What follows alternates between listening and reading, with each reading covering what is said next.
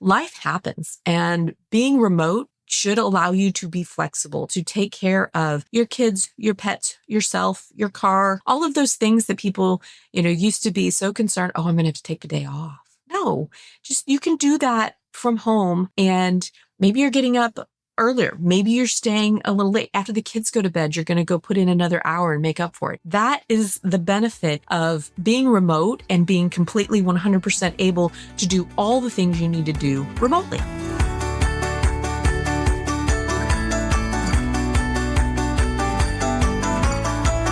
Hi, and welcome to Accounting with Confidence. I'm Beth Whitworth, and I am talking today. I was going to call this episode Managing a Remote Team, but I realized as I was kind of taking some notes about it, that it is really about leading a remote team. Now, I've been in business for a very long time, and I would say 18 years ago, when I went out on my own from a firm that was in the financial district of our city, where I was going into, a office building on the 26th floor, whatever I was on, I didn't have in mind any concept really of having a remote team, and meaning everybody's working from home. There was the rare occasion after we had our daughter where I would, work from home if she had a day off or couldn't or was sick. I would, kind of set up my computer and sit in the kitchen and, try to get some work done type thing. But it was absolutely expected that you're 100% in the office. And at that time, I was in the office at least 6 days a week. So when I came out and started my own firm, it was expected that everybody was going to be in the office. And that's how accounting firms worked. We weren't set up to do a whole bunch of remote things. And if you were taking work home, you seemed to be, kind of shuffling files around and that kind of thing. And so we weren't there. So from 2007 to 2015, we were a 100% in-person, in the office firm. And then we changed offices. So we moved our building to a different building. And at that point in 2016, some of our people became partially remote. And that was because they lived far enough outside the city that it was kind of a drive. They had young children. And then we also started, we hired somebody directly to be remote because we didn't have a seat at the office for them. We're like, okay, we need them during tax season. They can work from home. And so it was probably around 2019 is when we hired that first person that was just going to work from home, maybe come into the office for a meeting or two. And from 2016 till 2023, what I would say it was partially remote. So obviously the pandemic landed during that time. And in 2020, the majority of the team went home. So we were set up, we were able to work from home. We had finally switched all of our apps to things that were cloud-based, or we had a good system in place for a remote access to, our tax information and all of those things. So when the pandemic hit, we were ready to be remote, which was great.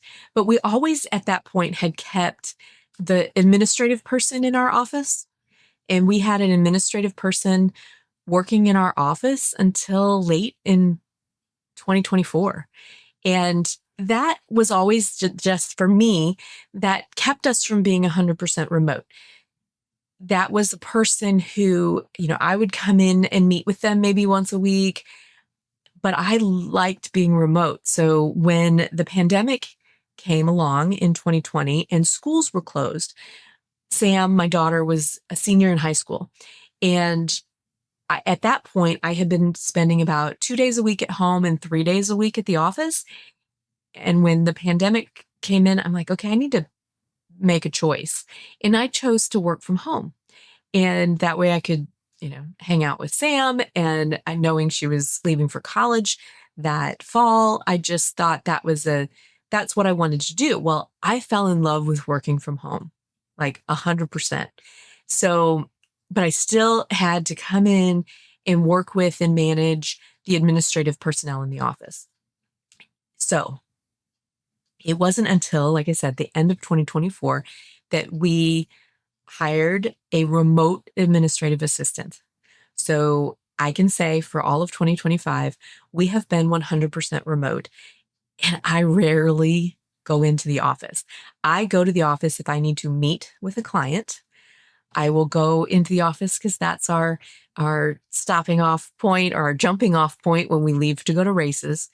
But I don't spend any time there.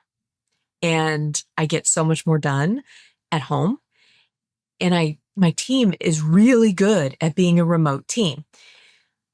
But it wasn't all, sunshines and rainbows. There's always some struggles there. And our challenges that we had with being remote was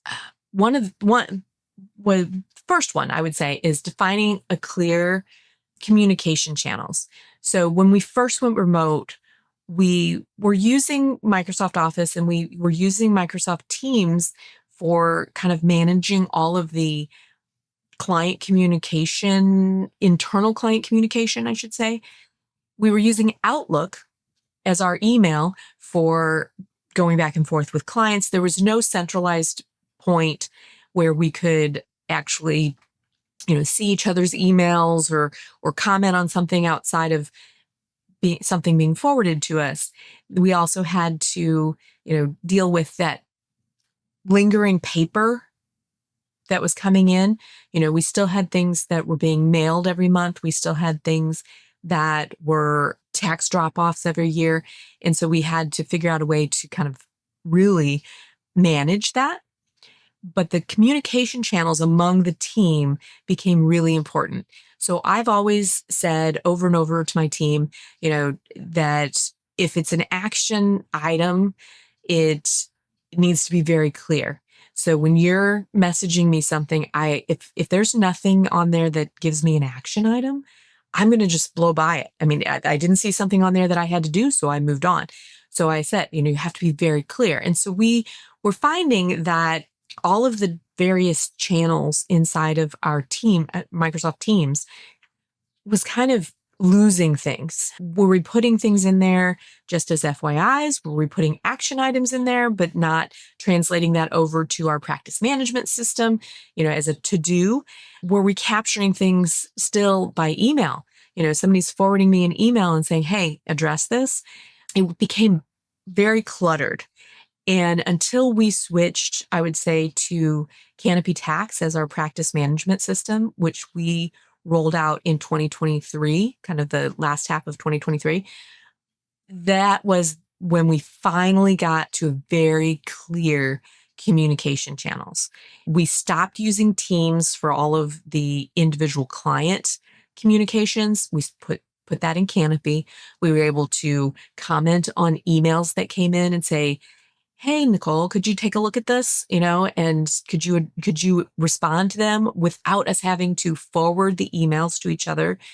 We used Teams and are still using Teams mostly to chat with each other. And I try not to, but I know I'm still guilty of putting action items in there. But usually we use Teams for more of that, okay, quick things. Hey, do you want me to reschedule this appointment for you? Hey, could you, upload this for me real quick? Those types of things. So once we started defining those communication channels and how we were going to use them, it became easier with the remote team.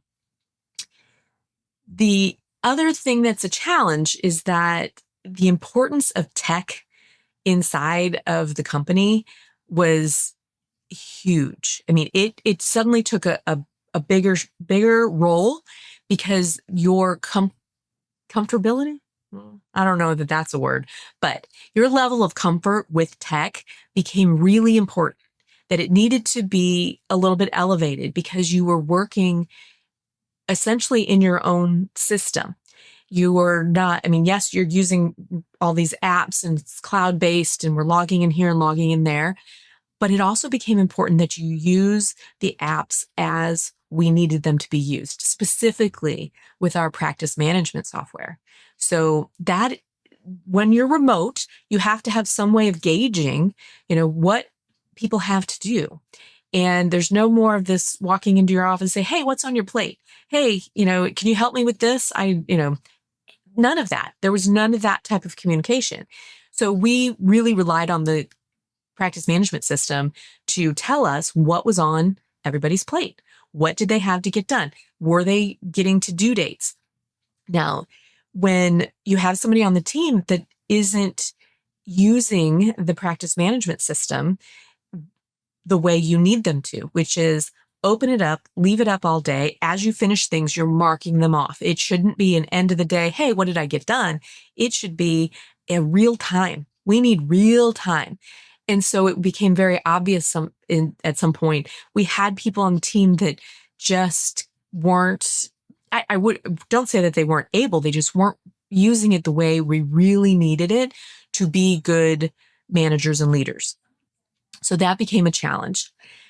And then I think the third challenge with a 100% remote team is just losing touch with the person. So when you're in the office, you can read body language, you can you have conversations, all of those things that keep us connected to each other. And it became really clear to me that there are things that it can be very easy to lose touch with people. And so when we started this mostly remote firm during the pandemic, I didn't have a good system in place other than a weekly team meeting. I had a time where I was talking to each person individually. I just didn't have time. We were very, very busy at that time. We had some really large clients that were on my plate for a good chunk of that and lots of responsibilities. I didn't have time to keep that connection going.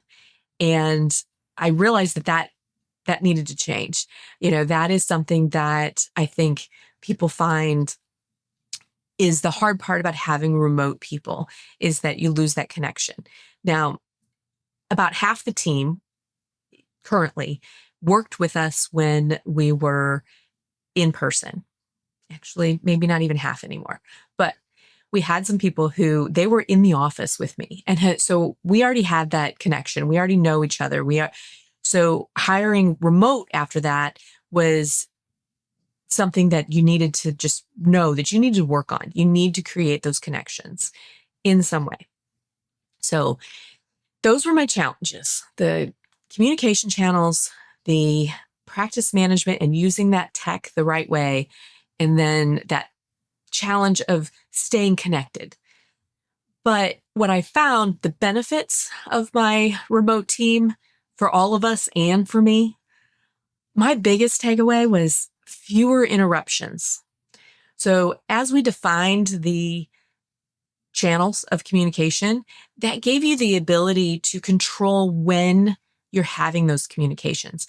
Now, when you're in an in-person office, y'all know, you get stopped when you're just trying to get to the restroom. You get stopped when you're like, hey, I'm going to go grab lunch. Oh, do you have a quick question? You walk past somebody's desk and you get interruptions, or you're deep in the middle of something. You take a phone call, so you get an interruption. You put the phone back down and somebody hears you hang up the phone and they're running to your office door. Hey, before you start something, can I ask you a question?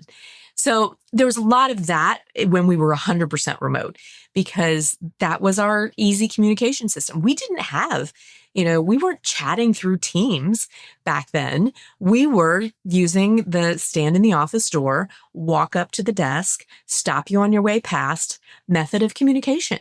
And so having the fewer interruptions across the board, I will say, allows everybody to be more productive, because you're controlling your communication within the firm. And hopefully, and I believe my team is really good at it, is they control the interruptions within their household. And that was great. So that was a huge benefit. The more flexible work hours for a remote team is also great. You have a doctor's appointment. We all know how doctor's appointments work. Sometimes you just have to take the one they give you.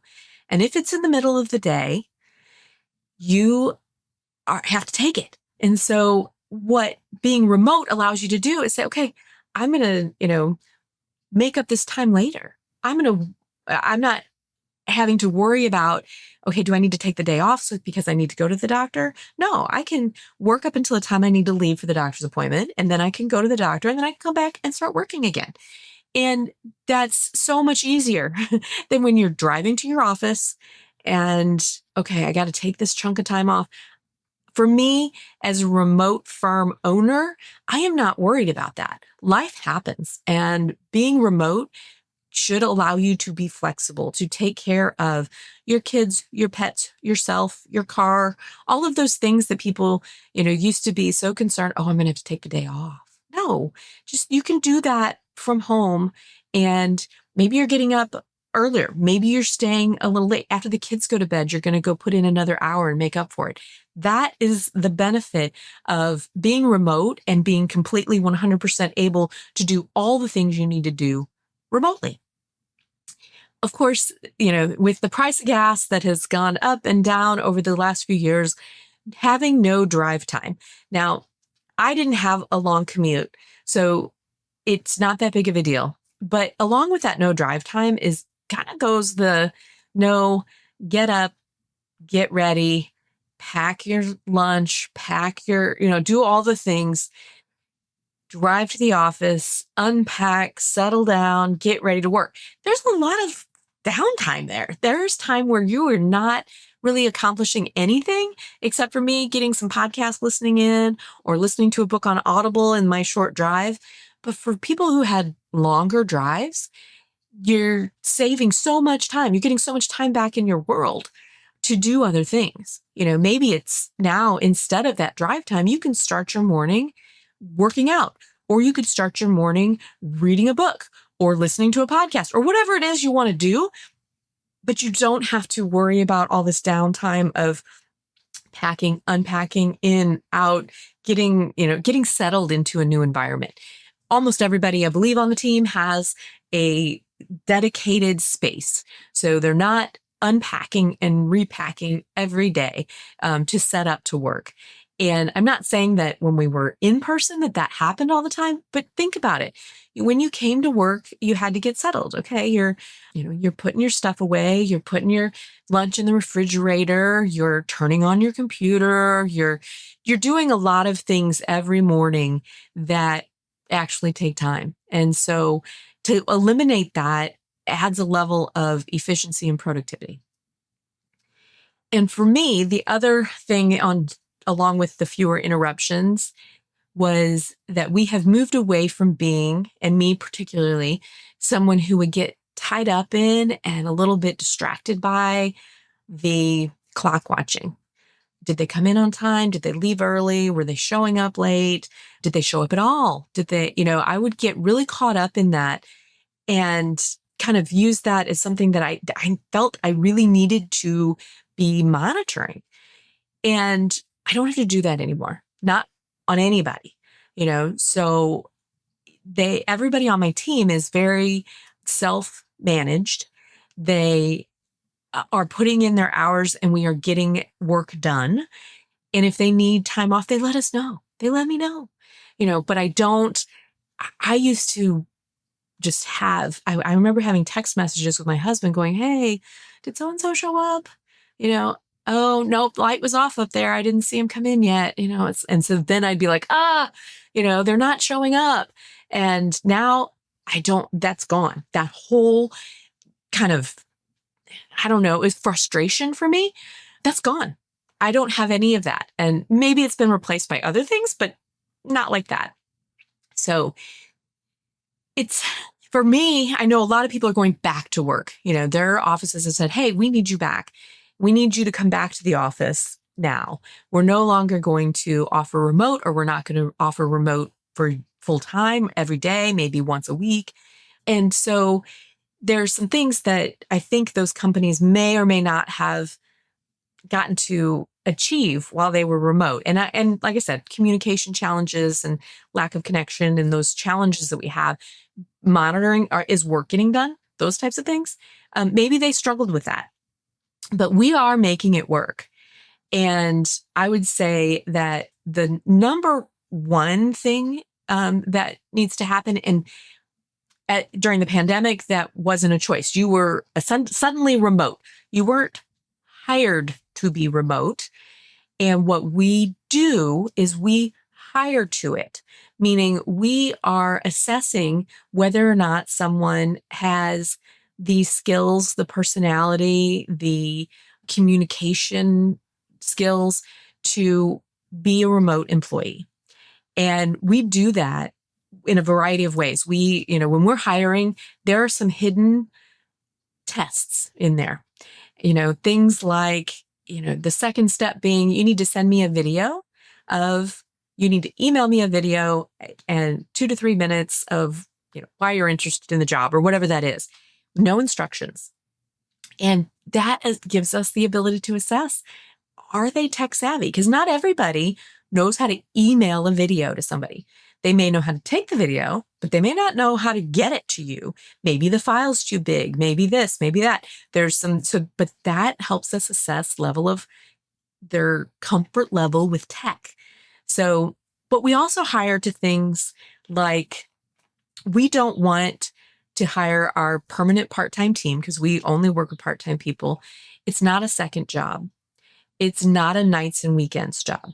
So yes, you're remote, but you can't do it just on nights and weekends. Our culture is that we prioritize our families and we prioritize work.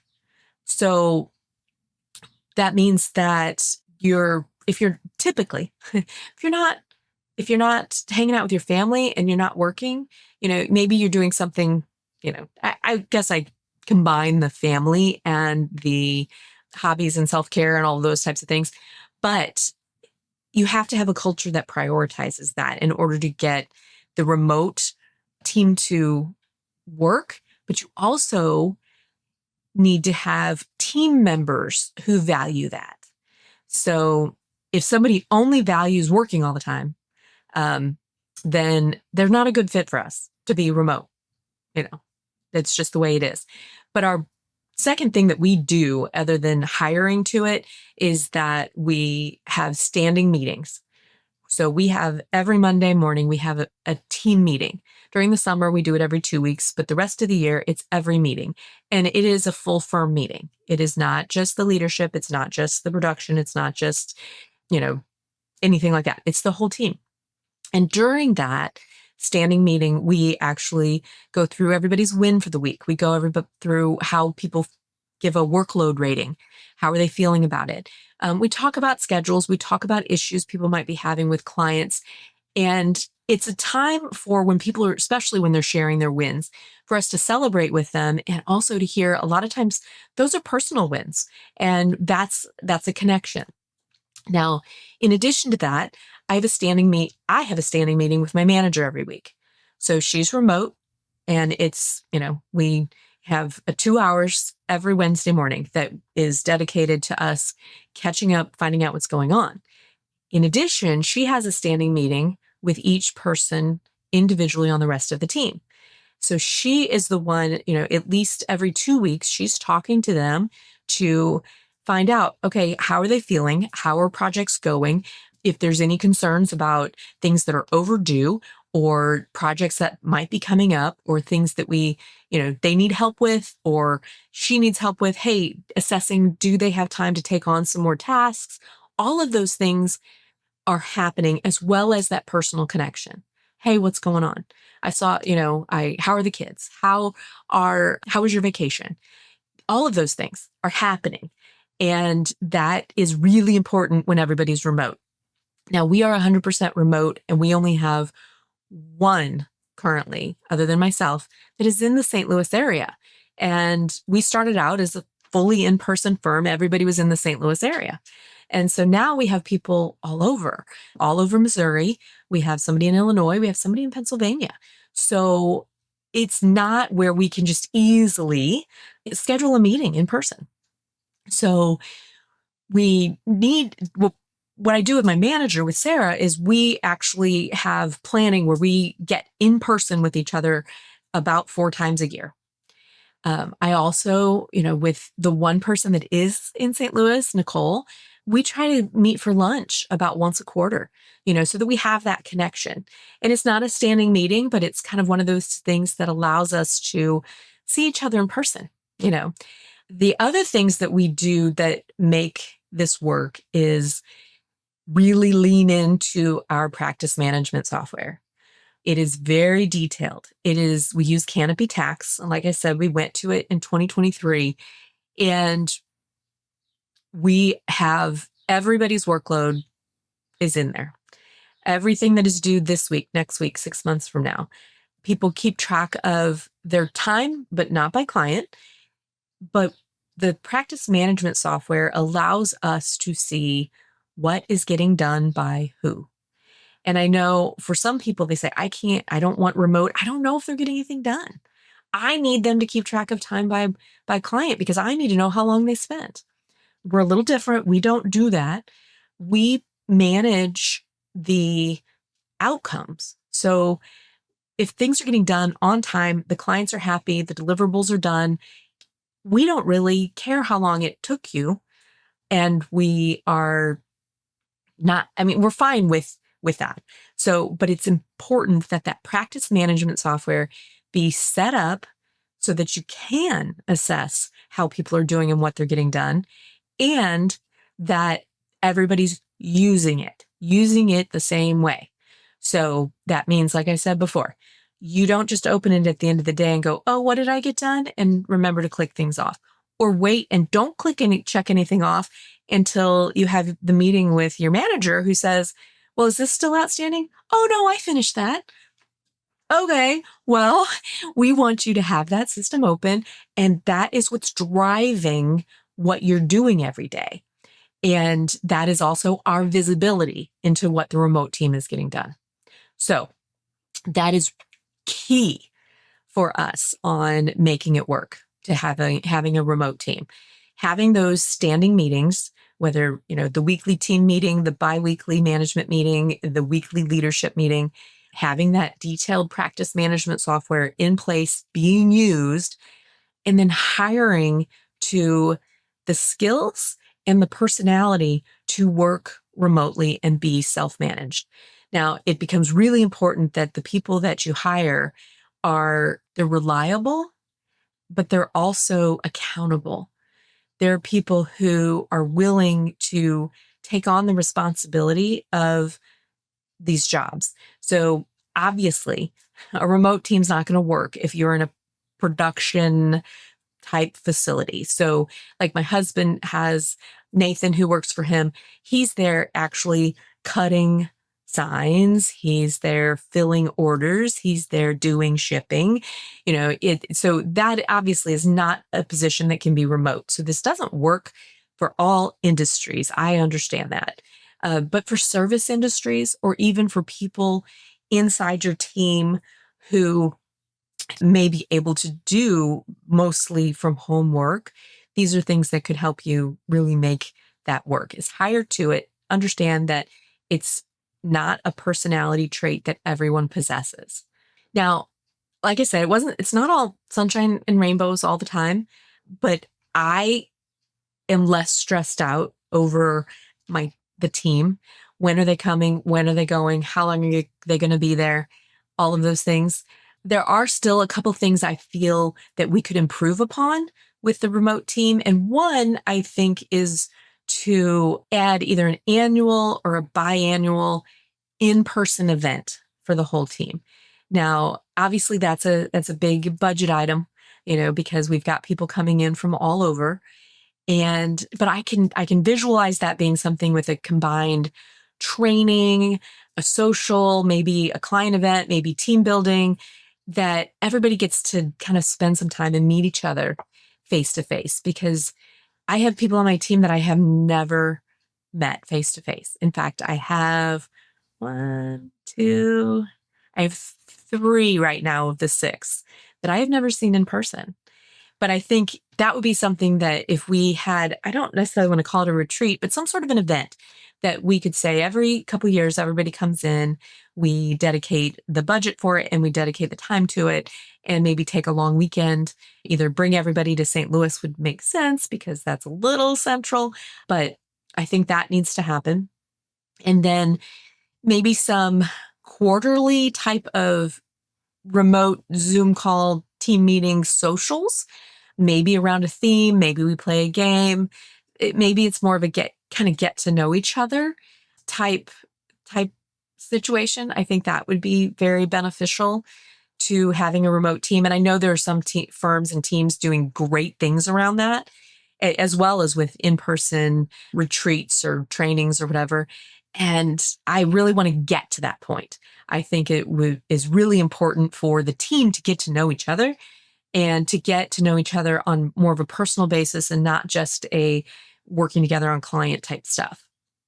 And then the other area I think we could work on is having some better visibility, better, sharing of the wins, the losses, the silliness. And maybe it is a dedicated Teams channel to posting things regularly.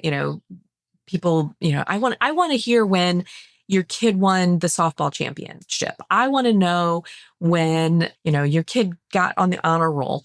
I want to know when what vacation you went on and what you did while you were there that you would recommend.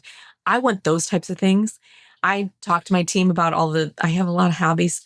So they hear about my racing, but I don't post stuff out there very often, and share the video of my fastest run for the weekend. And I think we're just need to do a little bit more of that, just to get to know each other a little bit more, to feel more comfortable, to have more fun. Fun is something that people don't have enough of inside of their work environment. And when you don't have the ability to be in person in an office where you can say, hey, let's celebrate Kevin's birthday, and we bring in lunch or we bring in a cake or whatever, that's not happening anymore. And so I've always been truly terrible at remembering people's birthdays and anniversaries and all the things. And it would be great if I had a better system in place to really celebrate people on my team, even though I'm not seeing them every day, but to really know that what's going on in their life is important to me. And that is something that, as a leader of a remote team, it becomes very important that you make that clear, that you still care about what's happening in their world, even though you are not seeing them face to face on a regular basis.